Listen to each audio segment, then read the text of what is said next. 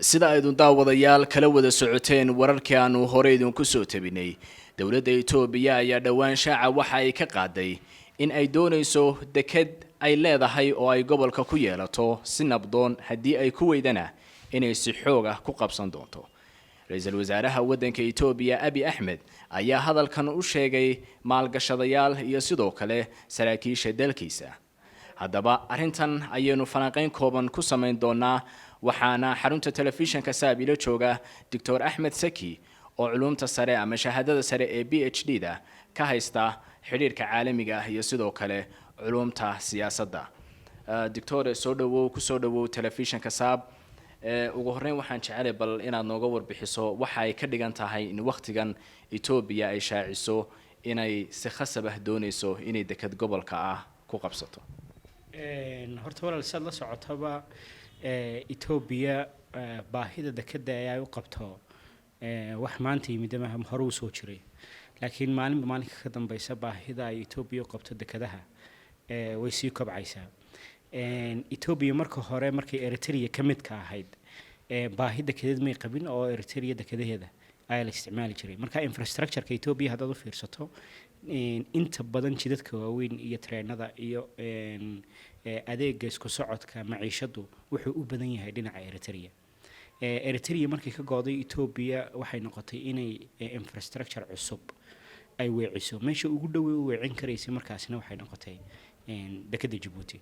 maanta wax soo saarka wax soo dejinta iyo wax dhoofinta Itoobiya boqolkiiba 95 waxay ku tiirsan tahay dekada Djibouti taasi oo qaali ka dhigaysa maciishadoodii iyo noloshoodii. maxaa qaaliga ka dhigayna waxa weeye waa infrastructure-ka aan wali diyaarka u ahayn in ay Djibouti inta alaab ka soo qaataan ay keenaan ma hada cashuurta oo kaliya aad bay ugu dheertahay.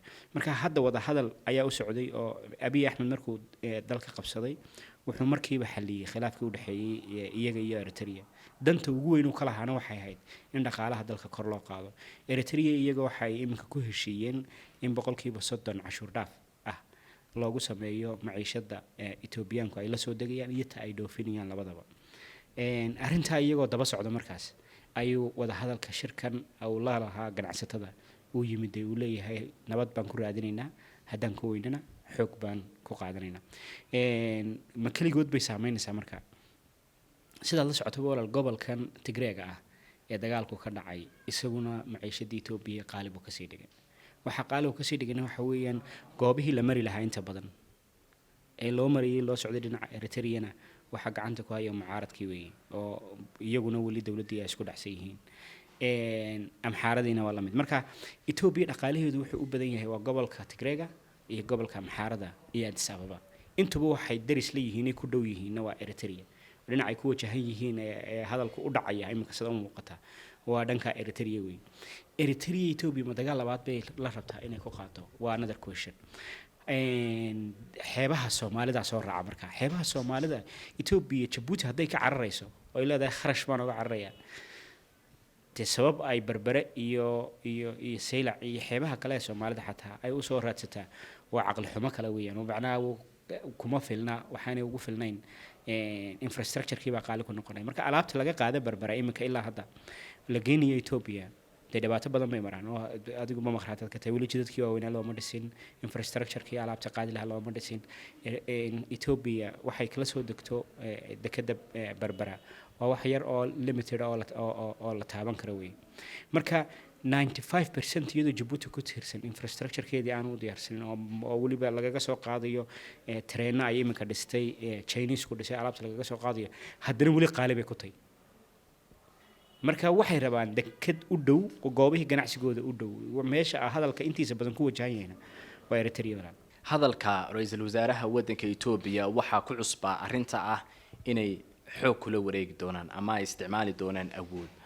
bal sidee ay u suurtagali kartaa ayaad leedahay inay awood isticmaalaan se ma dhici kartaa inay si nabdoon ku helaan iyadana. horta gobolka maanta Itoobiya wadamada dariska cid colaad toos ay ka dhaxaysaa ma jirto. colaadda ugu badan ee wadamada dariska ay la lahayd oo wadamadan yaryar ee sida Djibouti, Eritrea, Somaliland ama Soomaaliya ay ka dhaxeeyeen challenges ka dhaxeeyeen intooda badan colaaddii meesha way ka baxday. Djibouti iyo Ethiopia isma hayaan calaaqaad fiican baa ka dhaxeeya 95% productigooda ka soo daga. Imika heshiiska ganacsatada loogu yeedhay waxay ahayd in dib loo jadiidiyo infrastructure-kii Eritrea casmara tagi jiray ee alaabta ka soo qaadi jiray muxuu ahaa dekadaha Eritrea ka soo qaadi jiray in dib loo jadiidiyo walajeedka loo qabtay muhiimadaba kaas ahaa. Question-ka meesha yaalay baa ahaa Eritrea hadday mar kale is rogto maxaan sameynaynaa? Marka hadalku halkaas ku wajahnaa nabad baan ku raadinaynaa haddaan ku weynina colaad baan ku raadinaynaa. Saameyn intee leeg bay yeelan kartaa ama Ethiopia talow awood ma ku qabsan kartaa? Waa another question. Ethiopia hadda xaaliyan awood ay ku qabsan karto wadamada dariska ah ma jirto. laakiin doctor marka aad eegto awoodda wadamada tusaale ahaan gobolka maan la is odhan karin Ethiopia ayaa ugu cudud weyn military ahaan marka la barbar dhigo cududda military ee wadamada gobolka sida Soomaaliya ama Somaliland ama Djibouti oo kale Eritrea marka laga reebo. wala horta saad la socotaba awooddu waxa dhul intaad weerarto aad qabsan kartaa way jirtaa laakiin ma haysan kartid. Eritrea waxay dagaalamayeen Eritrea waa dawlad aad u daayar 1993 1991 ilaa 93 bay xornimada qaadatay oo dawlad madax bannaan noqotay ilaa iyo 30 sano intii Abiy Ahmed ka imanayna colaad baa ka dhaxaysay. Ethiopia weligeed baa awood ay maanta leedahay oo soo korodhay ma jirto weligeed baa ilaahday haday qabsan karayso Eritrea ma qabsan karayso. Djibouti ma qabsan karto oo waxay haystaan protection caalami ah oo dawladda Faransiiska ayaa iyaga heshiis ka dhaxeeya oo difaacaysa. Haddii ulajeedku tahay inay Somaliland weeraraan Somaliland colaad kala ma dhaxayso iyagaaba oo ogol inay dekadahooga share ka qaataan ay maal gashadaan haddii ay Ethiopian ku rabaan. Laakiin colaadda jirta iyagu waxay ka cararayaan waa kharashka long distance-ka ah. Marka kharashkaasi already meeshii uu yaala waa dib meeshii taala.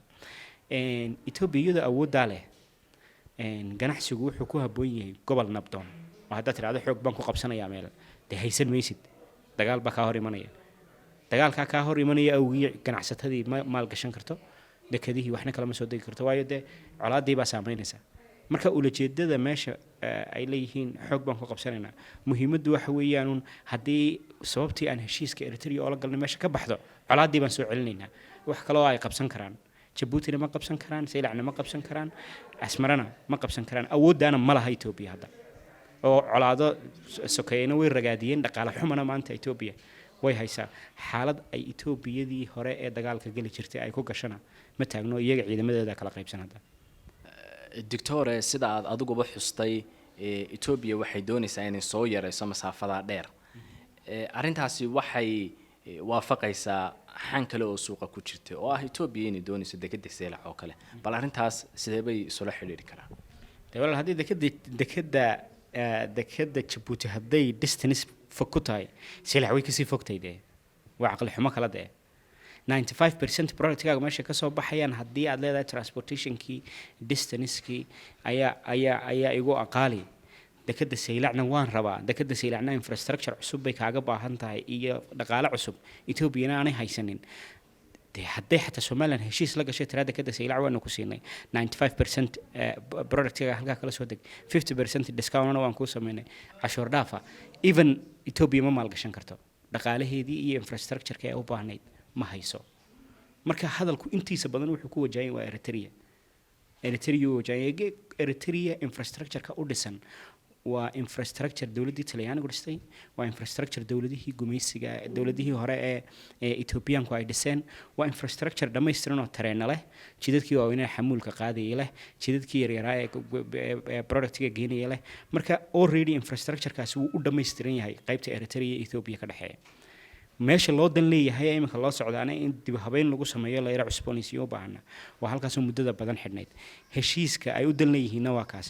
Laakiin hadduu leeyahay haddana barbara waxaan imanaynaa Saylac baan imanaynaa dee tuu ka ordaya Djibouti iyo Saylac maxay ku kala duwan yihiin?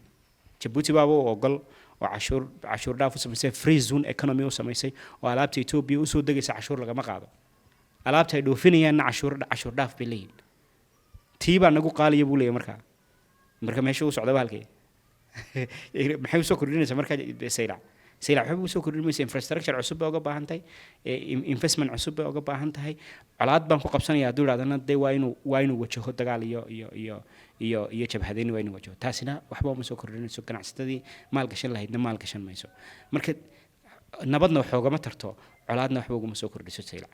ugu dambeyn Doctore, bal maxaad odhan kartaa arrintu way ku dambeyn kartaa markaad eegto hanjabaadda Itoobiya ka soo yeertay iyo xaaladda gobolkaba?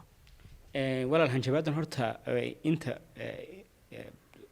dadka aqoonta leh aad ugu fiirsanaya. hanjabaadan waxay ku wajahan tahay waxa weeye in uu insurance siinayo ganacsatada Itoobiyaanka ah ee wax soo dejiya waxna dhoofiya.